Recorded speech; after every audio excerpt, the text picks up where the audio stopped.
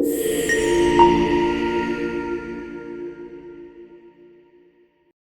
everyone, welcome back to Ace-Educate.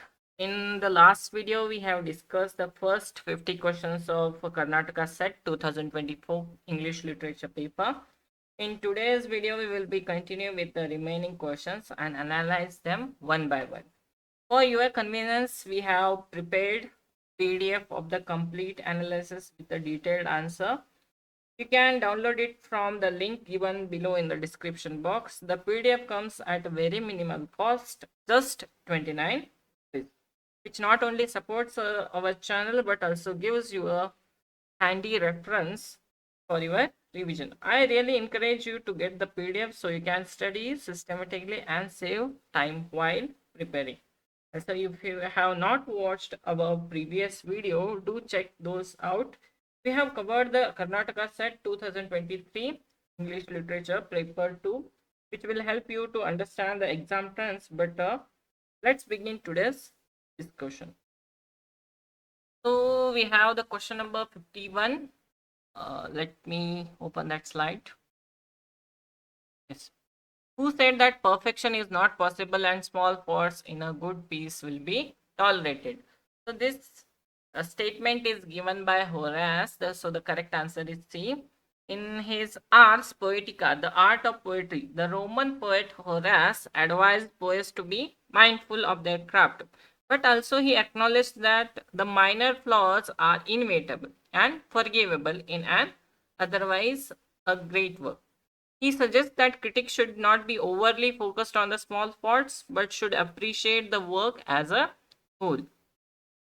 So why other options are incorrect? Why? Because the Virgil, a celebrated Roman poet, but this specific critical view is attributed to Horace only. Livy was a Roman historian. He was not a literary critic. Aristotle, the great philosopher, in his Poetics, focused on the concepts like mimesis, catharsis, while he discussed artistic unity. This particular sentiment about tolerating small fault is more famously associated with Horace. So next we have the question number 52. It is not rhyming and versing that maketh a poet no more than a long gown maketh an advocate. Who has said this? So this statement is told or said by Sir Philip Sidney in the Defense of Poets, also known as Apology for Poetry, written around 1581. Sidney argues that the essence of poetry lies not in its formal elements like rhyme and meter, but it is in its ability to create speaking picture of virtue to teach and delight the reader. Why other options are incorrect? Why? Because William Shakespeare, Christopher Marlowe, Edmund Spenser, while all are major poets of Elizabethan era. This specific prose argument about the nature of poetry is from Sidney's critical treatise. So next we have the question number 53. The end of writing is to instruct. The end of poetry is to instruct by pleasing. Who has said this? So this particular statement is said by Dr. Samuel Johnson.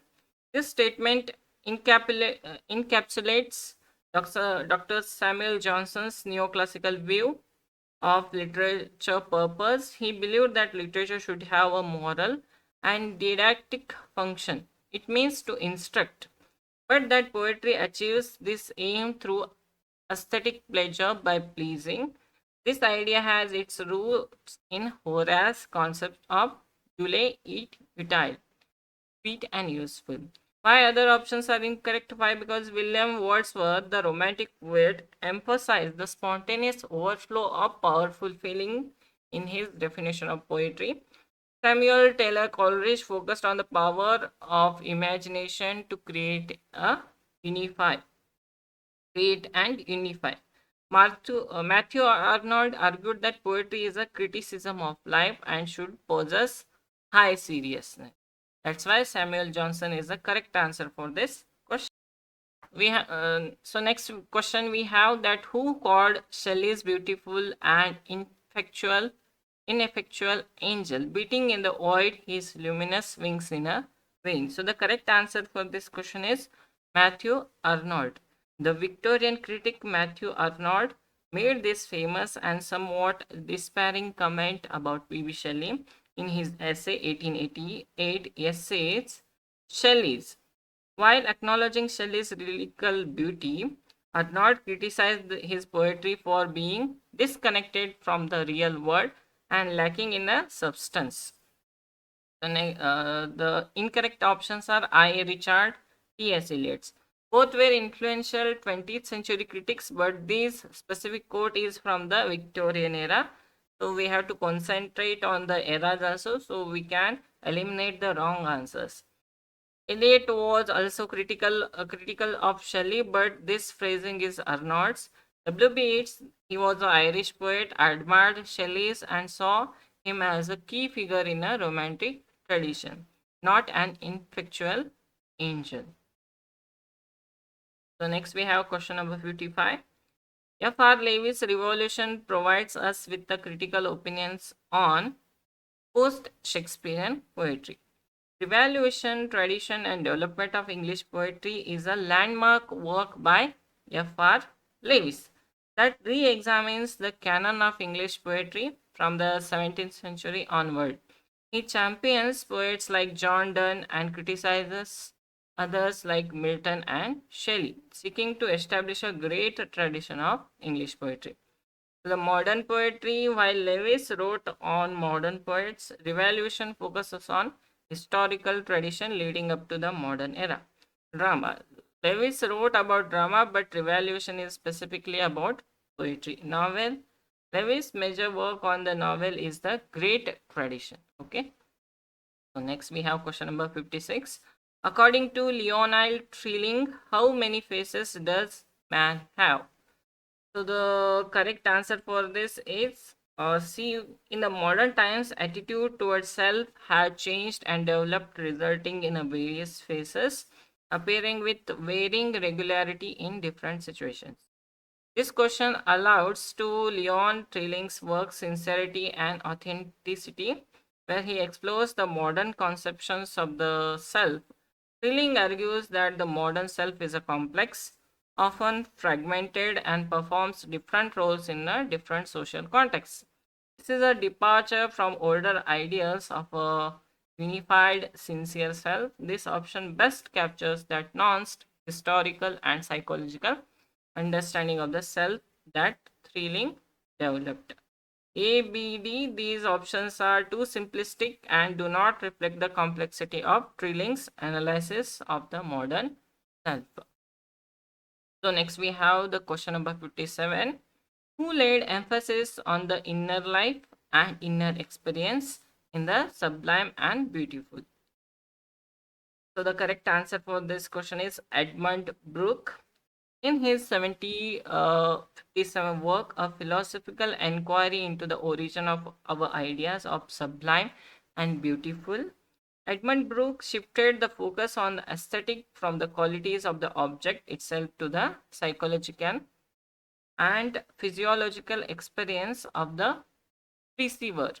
He analyzed the sublime as an experience of awe and terror that has a powerful effect on individuals' inner life. So Joseph Addison, while he wrote about pleasures of the imagination, Brooks' analysis was more systematic and psychological. T.S. Eliot and Alexander, they belonged to different literary periods and had a different critical concerns. So next we have question number 58. 7 types of ambiguity is written by whom? So the correct answer for this is William Epsom. 7 types of ambiguity was first published in 1930. Is a foundational text of the new criticism movement written by William Epsom. While he was still an undergraduate, the book is pioneering work of the close reading that explores the complex and multiple meanings with a poetic language. I.A. Richards, Epsom's teacher and major influence, but not the author of this book. J.C. Ramson and Austin Warren, key figures in American New Criticism, but Epsom was a British. So these things you have to remember.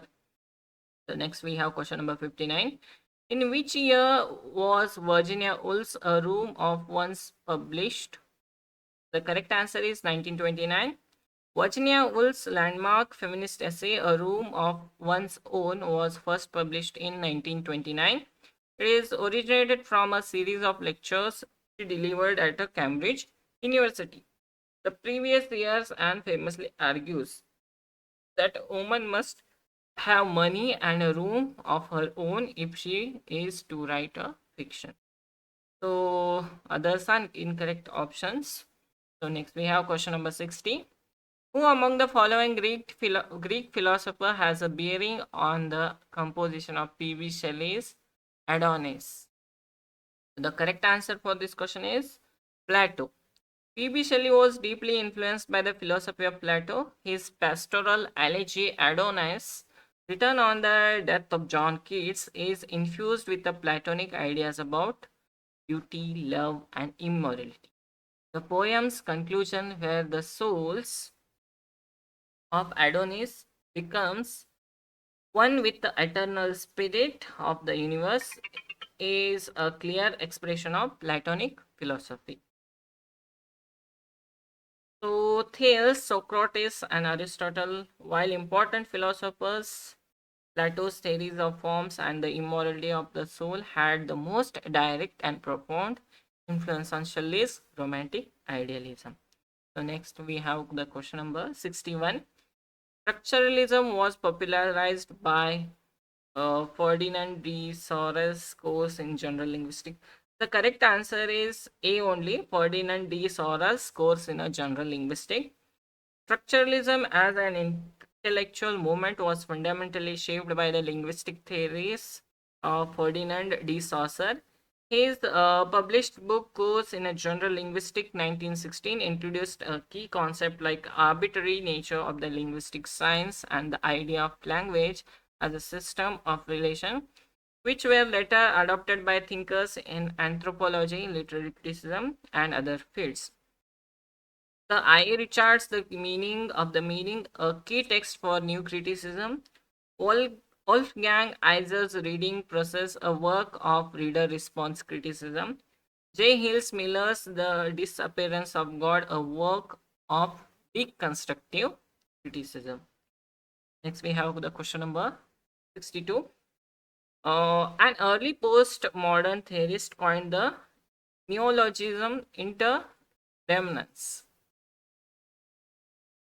The correct answer for is Ihab Hassan. Ihab Hassan, a prominent theorist of postmodernism, coined the term indeterminance by combined indeterminacy and immanence. The term is used to describe the key feature of postmodern thought, which embraces ambiguity, fragmentation, and the lack of fixed meanings.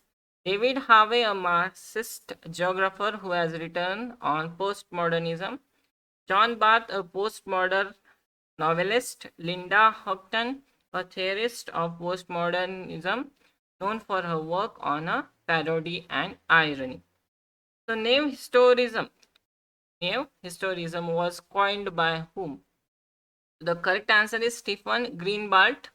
The literary critic Stephen Greenblatt is credited with coining the term new historism in early 1960.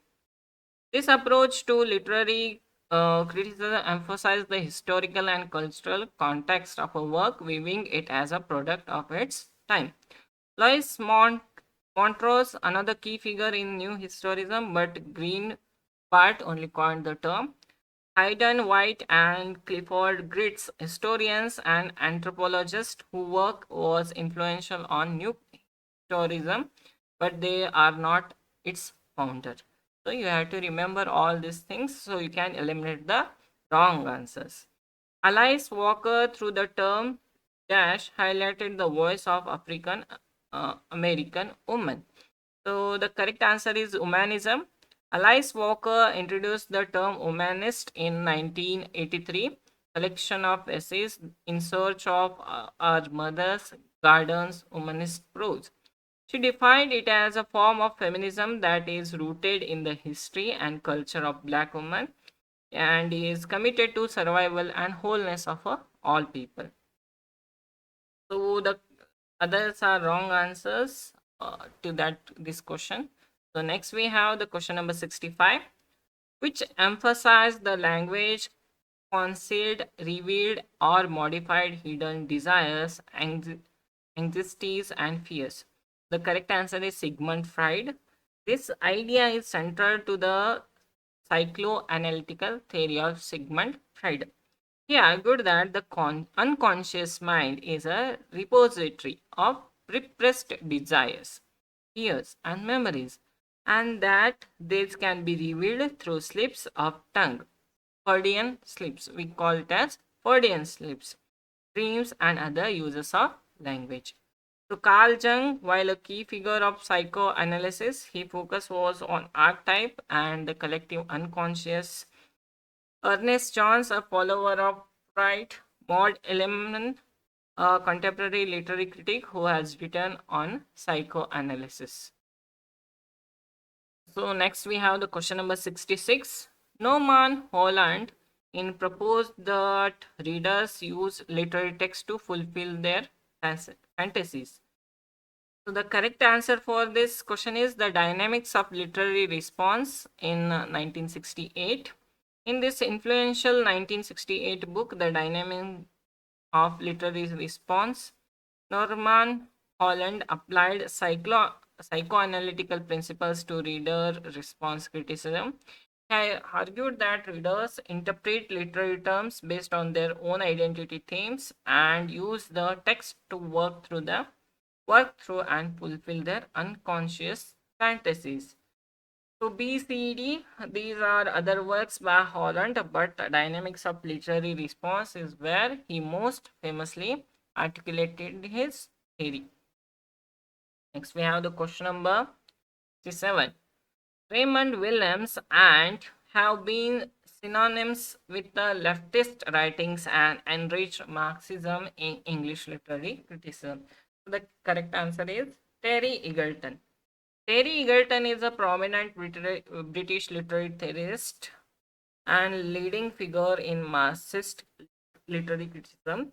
He was a student of Raymond Williams at Cambridge University, and his works builds upon extends Williams' cultural materialistic approach.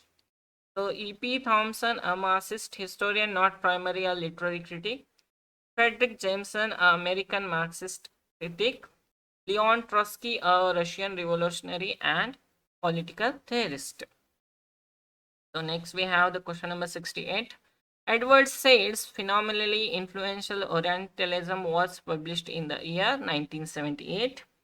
Edward Said groundbreaking book Orientalism was published in 1978. It is a foundational text of post-colonial theory in which Said argues that the Western representation of the Middle East is colonialist, a discourse that constructs the Orient as an exotic and inferior other. So next we have question number 69. The first major academic critic in the African American context was who became famously for his biography of black poet Paul Rollins Dunbar. The correct answer is Benjamin Brawley. Benjamin Brawley was an important early 20th century African American educator and literary critic. He is known for the pioneering work in African American literary history, including his biography of the poet Paul Laurence Dunbar. So why other options are incorrect? Why? Because Booker T. Washington, an educator and political leader. W.E.B. Du Bois, a sociologist, historian, and activist. Alain Locke, a philosopher and key figure in Harlem Renaissance. That's why the correct answer is Benjamin Brawley. Next, we have the question number 70. Who wrote Life Against Death? So the Norman Brown is the correct answer. Life Against Death, the psychoanalytical meaning of history is 1959. Book by American scholar Norman O. Brown. This book is highly influential work of Freudian Marxism that uses psychoanalytical theory to critique modern society. Marie Bonaparte, a French psychoanalyst and a close associate of Freud. Sigmund Freud and Carl Jung, the founders of psychoanalysis. So next we have the question number 671. Which of the following research paradigm focuses on exploring the subjective experience of individual and emphasis context and meaning? So the correct answer is phenomenology. Phenomenology is a research paradigm often used in a qualitative research that seeks to understand or describe and lived experience of individuals. It focuses on subjective meaning that people give to their experience rather than on objective external reality. Positivism, a paradigm that emphasizes objective, observable, and measurable facts. Structuralism focuses on the underlying structure that shapes social phenomena. Functionalism, a theory in sociology and anthropology that views society as a system, interconnected parts. So next we have question number 72. In a mixed method research design, which of the following represents the correct sequence of the research? So the correct answer is B. Qualitative phase, quantitative phase, data collection, and data. Mixed methods research designs can have a various sequences. However, the options presents phases as a discrete steps in a sequential design. A researcher might conduct a qualitative phase first to explore a topic, followed by quantitative phase to test hypotheses on a larger scale. Then he will collect the data, analyze it with each phase. Option B presents the phases themselves, qualitative and quantitative, before the general process of data collection and analysis, which is a logical way to conceptualize a study structure. None of the options perfectly describes a clear research process, but B is the most possible structuring of the components. That's why B is the correct answer. A, C, D, these sequence are less logical. Data collection and analysis are an integral part of a qualitative and quantitative phases, not separate steps that come before or after them in this manner. That's why B option is a correct answer. So next we have question number 73. In qualitative research, what technique involves systematically reviewing and categorizing data to identify recurring themes or patterns? The correct answer is thematic analysis. Thematic analysis is widely used qualitative research technique that involves identifying, analyzing, and reporting patterns with the data. It is fixable method that can be applied to wide range of qualitative data such as interviews, focus groups, and text. So that's why the thematic analysis is the correct answer. Grounded theory, a specific methodology for developing theory from data. Ethnography, a research method that involves immersing oneself in a particular culture or social group. Case study analysis, an in-depth study of a single individual group or a event. That's why thematic analysis is the correct answer for that question. 74. Which ethical principle in research requires that participants give informed and voluntary consent before participating? The correct answer is autonomy. The ethical principle of autonomy recognizes the right of individual to make their own decision in a research. This means that participants must be given enough information to make an informed decision about whether to participate, and that their participation must be voluntary and free from coercion. Confidentiality, the ethical obligation to protect the privacy of participants' data. Anonymity, a situation in which the researcher cannot identify the participant. Deception, the act of misleading participants about true nature of the research, which is generally considered unethical. So next we have the last question of this session, 75. A researcher is interested in studying a small specific group in depth to gain a rich understanding of their experience. Which research approach is most appropriate? So the most appropriate research method is case study. A case study is a research approach that involves in-depth, detailed examination of a single case or a small number of cases. This method is ideal for gaining a rich, holistic understanding of a particular phenomena in its real world context. Surveys especially just it is a collection of data from a large number of group. Experiments is used to test causal relationship between variables. Cross-sectional study involves collecting data from a population at a single point in a time. So that concludes our analysis of the remaining questions. Still, we have left with the 25 questions from 24 Karnataka State English Literature paper. I hope this discussion helps you to understand the exam pattern and the important topics to focus. If you could, if you would like to revise these questions and answers at your own pace, don't forget that a detailed PDF for this analysis is available in the description box just for 29. Getting the PDF, you not only support our efforts in creating quality content, but also ensures you have a reliable study resource at your fingertips.